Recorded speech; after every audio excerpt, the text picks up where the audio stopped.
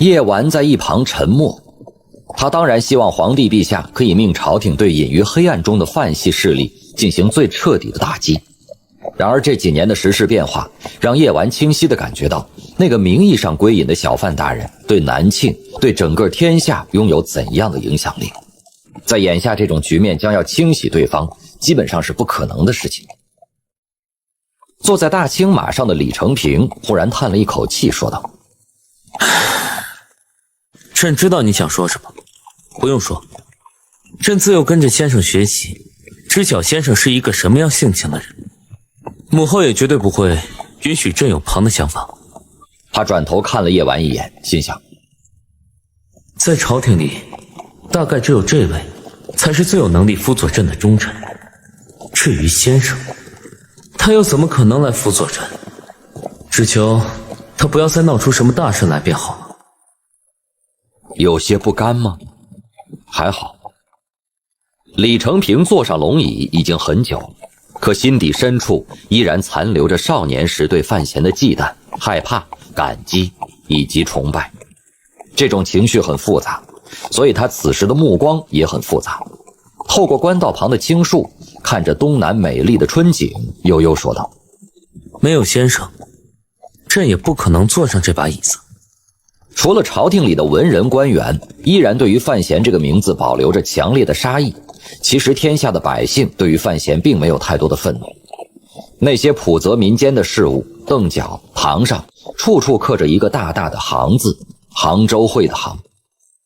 西湖边的生活很舒适，范闲已经过了好几年的平静日子，只是今年春天的平静被皇帝陛下的突然造访所扰乱了。他的心似乎也从平静无波的境界中脱离出来。就在李承平离开后的那个清晨，他顶着新鲜的露水开始在园子里闲逛。一对儿女已经长大，早已开始启蒙，如今正跟着思思天天辛苦地练大字。当年在儋州的时候，思思便曾替范闲抄下了不少石头记，一手小楷写得漂亮之极。范闲倒不担心，只是有些心疼孩子们这么早便要起床。林婉儿从他的身后走了上来，取了一件单衣披在他的身上，说道：小心着凉了。昨儿玩麻将玩到什么时辰啊？范闲促狭地看了他一眼，打趣着说道：如今思思还要负责孩子们的读书事宜，林婉儿除了偶尔看看杭州会的账册之外，便没有什么事情可做，于是将有限的生命投入到无限的马成强的工作之中，乐此不疲。家里这些人水平不成，玩了几把便散了。林婉儿笑嘻嘻地应道，如今她也是一位20多岁的少妇模样，然而言笑间依然是那般阳光轻柔，大大的双瞳里依然不惹尘埃。等老二回来了，看他怎么收拾你。说起思哲，昨儿个于常来了，带了父亲的口信。当时陛下正在和你说话，怕这些事情紧要，我便没去扰你。于常便是那名黑衣虎卫，跟随着退职的户部尚书范建很多年，是范族最值得信任的亲信。听到这句话，范闲眉头微微一皱，问道：父亲那边又有什么事啊？没什么大事，只是让我们过些时候回儋州一趟。祖母想你了，思哲也要从上京城赶回去，只怕来不及先来杭州。唉，来便回吧。思哲那小子，不知为何他叹了一口气，笑着对婉儿说道：当初我把事情想得很美，想着老三当上皇帝，思哲就可以回京，说不定将来再做个户部尚书帮帮老三。然而如今他是我的亲弟弟，只怕死生都难以在京都里出现。这些先莫去管，只是于常还带父亲大人问了一句，石家村那边究竟要如何处理？按计划慢慢来。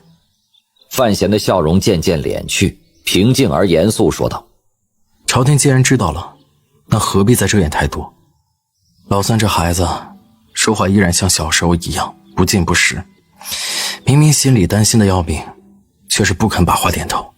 既然如此，我也不好多说什么。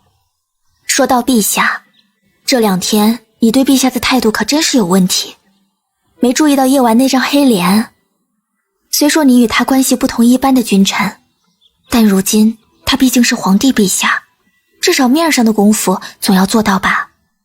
范闲呵呵笑了2声，摸了摸婉儿的脑袋，沉默片刻以后，很认真地说道：我花了半辈子的时间才做到不贵人，自然不能为他破例。